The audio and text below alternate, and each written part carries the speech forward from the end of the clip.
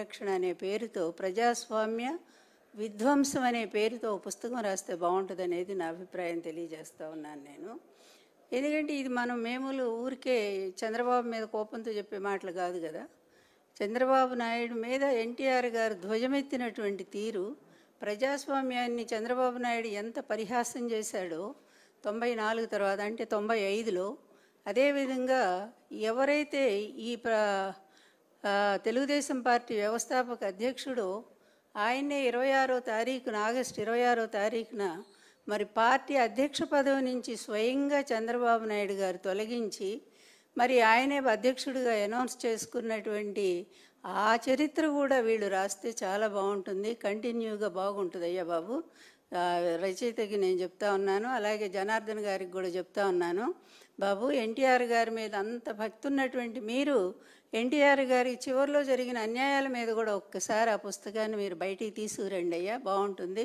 Viceroy hotel సంఘటన కానీ, అదేవిధంగా లాస్ట్లో ఎన్టీఆర్ ఆస్తులన్నీ కాజేసినటువంటి సంఘటన కానీ, తర్వాత బ్యాంకులో ఉండే ఎన్టీఆర్ ఖాతాన్ని స్తంభింపజేసినటువంటి విషయం కానీ, తర్వాత ఆయన అధికారంలో ఉండగానే ఆయన పార్టీ అధ్యక్ష పదవి నుంచి తొలగించి తనే అధ్యక్షుడిగా అనౌన్స్ చేసుకున్నటువంటి విధానం కానీ, తర్వాత ఆయన ముఖ్యమంత్రి పదవిని అడ్డదారిలో లాక్కున్నటువంటి విధానాన్ని కానీ, వీటన్నిటిని గురించి కూడా చాలా స్పష్టంగా ఉంది చరిత్ర. ఇది లక్ష్మీపార్వతి చెప్పేటువంటి చరిత్ర కాదు. పూర్తిగా ఎన్టీఆర్ గారు వీడియోల ద్వారా, ఆడియోల ద్వారా, జామాత దశమగ్రహ క్యాసెట్ ద్వారా, అదేవిధంగా మరి ధర్మపీఠం అనేటువంటి వీడియో ద్వారా స్పష్టంగా తను అల్లుడు చేసిన దుర్మార్గాలు ఏమిటో, అతను సాగించినటువంటి ప్రజాస్వామ్య విఘాతం ఏమిటో, విధ్వంసం ఏమిటో, వీటన్నిటిని గురించి కూడా చాలా స్పష్టంగా ఎన్టీఆర్ గారు స్వయంగా చెప్పారు. మీరందరూ ఎన్టీఆర్ వీర భక్తులని చెప్పుకుంటున్నారు కదా, చివరికి సిగ్గుమాలి ఈ చంద్రబాబు నాయుడు కూడా తాను ఎన్టీఆర్ అభిమానని, ఎన్టీఆర్ గారి యొక్క ప్రజాస్వామ్య విధానాల్ని తాను పరిరక్షిస్తున్నానని, ఆయన ఆశయాలను కొనసాగిస్తున్నానని, ఆయన మహాపురుషుడని, యుగపురుషుడని ఈ విధంగా అతను కీర్తించడం చూస్తుంటే నిజంగా చాలా సిగ్గనిపిస్తోంది. వినేవాళ్ళకే సిగ్గనిపిస్తోంది. అతనికి ఎట్లాగూ సిగ్గులేదు. ఎందుకంటే ఇదే చంద్రబాబు నాయుడు ఎన్టీఆర్ని ఎంత తీవ్రంగా తిట్టాడండి. 94లో ఎన్టీఆర్ అతని మీద చేస్తున్న పనులన్నిటి మీద కూడా ఎన్టీఆర్ గారు తిరగబడ్డారని, నీతి లేనటువంటి వాడు ఎన్టీఆర్, అదేవిధంగా అతను ఉమనైజరు, అంతేకాదు ఎన్టీఆర్ లాంటి పనికిమాలిన నాయకుడు మాకు అక్కర్లేదు, ఎన్టీఆర్ని మేము మర్చిపోయాము అని ఇంత దారుణంగా విమర్శించినటువంటి వాడు ఎవరయ్యా? ఈ చంద్రబాబు నాయుడే కదా. ఎందుకంటే అతని నోటికి హద్దే లేదు. అతనికి 1000 నాలుకలు ఉంటే కనుక ఇష్టం వచ్చినట్టుగా అతను మాట్లాడుతూనే ఉంటాడు. అదేవిధంగా ఎన్టీఆర్ చేసిన తప్పులన్నింటినీ కూడా కొన్ని పుస్తకాల ద్వారా అతను రాయించాడు కదా. మరి వీటన్నింటి గురించి కూడా మీరు ఆ సమగ్ర చరిత్రలో రాస్తే బాగుంటుంది. అందువల్ల ఆనాడు మొత్తం నిజంగా వెంకయ్యనాయుడు గారు, ఇంద్రసేనారెడ్డి గారు, బీజేపీ నాయకులు వీళ్ళంతా కూడా ఆయనకి, ఎన్టీఆర్ గారు చాలా సపోర్ట్గా నిలబడ్డారు. దురదృష్టం వెంకయ్యనాయుడు గారు అంటే అందరికీ ఒక అభిమానం ఉంది, గౌరవం ఉంది, మంచి నాయకుడు, చాలా మంచి వక్త, అన్ని భాషలు అవలీలుగా మాట్లాడగలిగినటువంటి వాడు. అట్లాంటి ఆయన నిన్న ఎన్టీఆర్ గారిని పొగిడారు, బాగానే ఉంది. తర్వాత జగన్మోహన్ రెడ్డి గారు పరిపాలన వినాశనం అని చెప్పి ఒక్క మాట మాట్లాడారు. అది ఎంత బాధాకరం అనిపిస్తుందంటే, ఒక్కసారి వెంకయ్యనాయుడు గారు మీ సుదీర్ఘమైన రాజకీయ చరిత్రలో మరి మీకున్న అనుభవాన్ని మరి ఒక్కసారి పర్యవేక్షించుకోండి, మీరు ఒకసారి పరిశీలించుకోండి. అటువంటి నీతివంతుడైన ఎన్టీఆర్ గారికి మీరు అండగా నిలబడ్డారు, జాతి అంతా కూడా మిమ్మల్ని గౌరవించింది. కానీ అదే నీతి మాలినటువంటి ఎన్టీఆర్ గారిని అన్యాయంగా దించినటువంటి చంద్రబాబు నాయుడిని వెనకేసుకొని మీరు అతని స్నేహం చేస్తూ అతనితో చేయగలిపి, అతనితో గొంతు కలిపి మీరు ఈరోజు జగన్మోహన్ రెడ్డి గారిని విమర్శిస్తూ ఉన్నారు.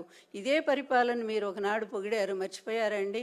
ఈరోజు 17 మెడికల్ కాలేజీలు తీసుకొచ్చారు జగన్మోహన్ రెడ్డి గారు. ప్రభుత్వ మెడికల్ కాలేజు పేద ప్రజలకు అందుబాటులో వైద్య విద్యను తీసుకొస్తే వీటన్నిటిని కూడా ధ్వంసం చేస్తూ ప్రైవేట్ వాళ్ళకు అమ్ముకున్నటువంటి ఇటువంటి నీతి మాలినవాడా మీకు ఆదర్శం? ఇటువంటి నీతి లేనటువంటి వాడా, ఇటువంటి అవినీతి పరుడా మీకు ఆదర్శం చెప్పుకోవడానికి? వెంకయ్యనాయుడు గారు దయచేసి ఆలోచించండి. మీరు ఒక చురక వేశారు నిన్న, బాగానే ఉంది అది. ఎందుకంటే ముందు పోలవరం కట్టండి, తర్వాత ఇంకొకటి ఏదో చెప్పారు, పోలవరం, అమరావతి పూర్తి చేయండి అని చెప్పారు. ఈ రెండు ఈ జన్మలో పూర్తి చేస్తాడండి చంద్రబాబు నాయుడు? మీరు ఒక్కసారి గుండె మీద చేసుకొని ఆలోచించండి వెంకయ్యనాయుడు గారు. అదేవిధంగా ఆ రోజు 95లో మీరంతా కూడా ఎన్టీఆర్ గారి పక్కన ఉన్నారండి? లేరు కదా. చంద్రబాబు నాయుడు పక్కకే వెళ్ళిపోయారు కదా. ఎందుకు వెళ్ళారండి మరి? ఆ రోజు 84లో అంత పరిరక్షకులైనటువంటి మీరు 94 వచ్చేసరికి ఎందుకు మీరు లేకుండా వెళ్ళిపోయారండి? అక్కడ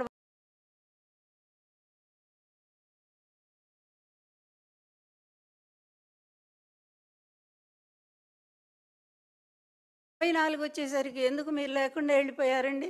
అక్కడ వాస్తవం ఏం జరిగింది అనేది ఒక్కసారైనా ఆలోచించారండి? నిజంగానే మీ నాయకులు గొప్పవాళ్ళండి. అద్వానీ గారు కానీ, వాజ్పేయి గారు కానీ, వాళ్ళు ఫోన్ చేసి ఎన్టీఆర్ గారికి సానుభూతి చెప్పారండి. కానీ మీరు ఒక్కరోజు కూడా ఆయన కలిశారండి వెంకయ్యనాయుడు గారు? ఇంకొక విషయం, జగన్మోహన్ రెడ్డి గారి హయాంలో ఇంతవరకు మీ మీ మీ మిత్రుడు ఎవరైతే ఉన్నారో ఈ చంద్రబాబు నాయుడు, మరి ఇప్పుడు 4 సార్లు ముఖ్యమంత్రి అయితే ఒక్కసారి కూడా మీరు ప్రాచీన భాషా కేంద్రాన్ని, తెలుగు భాషా కేంద్రాన్ని మరి ఎందుకు తెప్పించుకోలేకపోయారండి? అది జగన్మోహన్ రెడ్డి గారి టైంలో కదా. ఆయన వచ్చిన తర్వాత మీరు అడిగిన మేరకి కావలి దగ్గర, మరి నెల్లూరు దగ్గర స్థలాన్ని ఇచ్చి, ఆయన 5 ఎకరాలు ఎంతో ఇచ్చారు, అంత స్థలాన్ని ఇచ్చి మీకు అక్కడ బెంగళూరులో ఉండేటువంటి ఆ ప్రాచ్య కేంద్రాన్ని తీసుకొచ్చి దానికి ఒక బిల్డింగ్ కూడా కట్టి అయిపోయింది కదండి. అది ఎవరి వల్ల జరిగిందండి? వినాశనకారి, విధ్వంసకారి జగన్మోహన్ రెడ్డి అయితే తెలుగు భాషకు అంత పట్టం కట్టేవారండి? మీరు కోరుకున్న ఆశయాన్ని జగన్మోహన్ రెడ్డి గారు కదా నెరవేర్చారు. అంతేకాదండి, నాడు నేడు క్రింద ఎన్నో విద్యాకళ స్కూల్స్ని ఎంత బాగు చేశారండి. మీరంతా ఆ రోజు మెచ్చుకున్న వాళ్లే కదండి. ఒకవైపు పరిపాలన, ఒకవైపు సంక్షేమం, మరొక వైపు అభివృద్ధి. కొన్ని వేల కోట్లు, లక్షల కోట్ల పెట్టుబడులు సాధించింది ఎవరండి? జగన్మోహన్ రెడ్డి గారే కదా. అదేవిధంగా ప్రాజెక్టులు ఎవరండి తీసుకొచ్చింది? జగన్మోహన్ రెడ్డి గారే కదా. మరి ఇన్ని రకాల ఇటు ప్రజల్ని చూసుకుంటూ మరొక వైపు రాష్ట్రాన్ని ముందుకు నడిపిస్తూ వేగంగా తీసుకుపోతుంటే ఈరోజు ఎంత దౌర్భాగ్య పరిపాలన ఉందండి. ఈరోజు ప్రతి వర్గం కూడా తిరగబడేటువంటి స్థాయి. రైతుల పరిస్థితి ఒక్కసారి చూడండి, కన్నీళ్లు పెట్టుకుని ఏడుస్తూ ఉన్నారు. మీ ప్రాంతంలోనే కదా. ఉల్లి రైతులేంటి, టమాటో రైతులేంటి, అదేవిధంగా మొన్నటిదాకా మిర్చి రైతులేంటి, అలాగే ఇన్ని రకాలుగా ప్రతి రైతు కూడా రోడ్డు మీదకి వచ్చి ఏడుస్తూ ఉన్నారే. ఇటు రైతు భరోసా కేంద్రాలన్నింటినీ కూడా మూతేసేసి వాటన్నిటికి కూడా దళారు చేతుల్లో పెట్టినటువంటి చంద్రబాబు నాయుడు మీకు ఆదర్శ నాయకుడు ఎలా అయ్యాడో చెప్పండి వెంకయ్యనాయుడు గారు. ఎందుకంటే మీరు ఆలోచిస్తారు కనుకనే మిమ్మల్ని అడుగుతున్నాం ఈ ప్రశ్నలన్నీ కూడా. విధ్వంస పాలన అయింది కాదండి. ఇదిగో ఈ చంద్రబాబు నాయుడే విధ్వంసకర పరిపాలన. మామను వెన్నుపోటు పొడిచి ఆయన పదవిలోంచి దించేసి చివరికి ఆయన ప్రాణాలు కూడా తీసినటువంటి వ్యక్తి ఆ రోజు నుంచి ఈ రోజు వరకు రైతులు ఉసురు పోసుకుంటూ బతుకుతున్నాడండి. అవినీతిలో 6 లక్షల కోట్లకు ఎగబాకిన వాడు ఇతను ఆదర్శ పరిపాలకుడు ఎలా అవుతాడండి? అందుకనే వాస్తవ చరిత్ర జనార్దన్ గారు, మీరు నిజమైనటువంటి అభిమానే మాకు తెలుసు. అందువల్ల ఎన్టీఆర్ గారు నిజమైన అభిమానిగా మీరు దయచేసి వాస్తవ చరిత్ర అంతా, ఎన్టీఆర్ గారు లాస్ట్లో ఏం మాట్లాడారో ఆ విధంగా ఆయన వీడియోల్లో, ఆడియోల్లో చెప్పిందంతా కూడా మీరు మరో పుస్తకం రాయించి రిలీజ్ చేయించండి. నన్ను కూడా పిలవండి, చక్కగా ఓపెనింగ్ నేను కూడా వస్తాను. అంతే తప్ప ఇలాగ అబద్ధాలను మోసుకుంటూ ఇటువంటి మరి ఒక వెన్నుపోటుదారిని మీరు భుజాన మోసేటువంటి పరిస్థితి తీసుకురాకండి. ప్రజల్ని మళ్ళా ఇంకొకసారి తప్పుదారి పట్టించకండి. వాస్తవ చరిత్ర అనేది ఎప్పుడు కూడా చరిత్ర, అది కళ్ళ ముందు నిలబడుతూనే ఉంటుంది, మరింత బలంగా నిలబడుతూ ఉంటుంది. నేను కాకపోతే నా తర్వాత కూడా ఇంకా కొంతమంది ఈ చరిత్ర నిలబెట్టడానికి ప్రయత్నం చేస్తూనే ఉంటారు. కానీ ఇతను చేసిన చరిత్రకు చేసిన ద్రోహం, ఎన్టీఆర్కి చేసిన ద్రోహం మరొకటి మీరంతా అడుగుతున్నారు, ఎట్లయినా భారతరత్న సాధిస్తాం. ఆ మాట అనేముందో సిగ్గుపడండి, ఒక్కసారి సిగ్గుపడండి. భారతరత్న ఎట్లయినా పక్కన ఎవరిని పెట్టుకోనండి, ఆ వెన్నుపోటుదారిని పక్కన పెట్టుకొని మీరు భారతరత్న సాధిస్తూ ఉంటారా? భారతరత్న వాజ్పేయి గారు ఇస్తా అన్నప్పుడు వెంకయ్యనాయుడు గారికి కూడా తెలుసు. భారతరత్న ఇస్తానన్నప్పుడు ఎవరండి అడ్డుపడింది? ఇదే చంద్రబాబు నాయుడు అడ్డుపడ్డాడు. అదేవిధంగా మరి దేవగౌడ ఇస్తానన్నప్పుడు ఇదే చంద్రబాబు నాయుడు అడ్డుపడ్డాడు, ఈ కుటుంబం అడ్డుపడింది.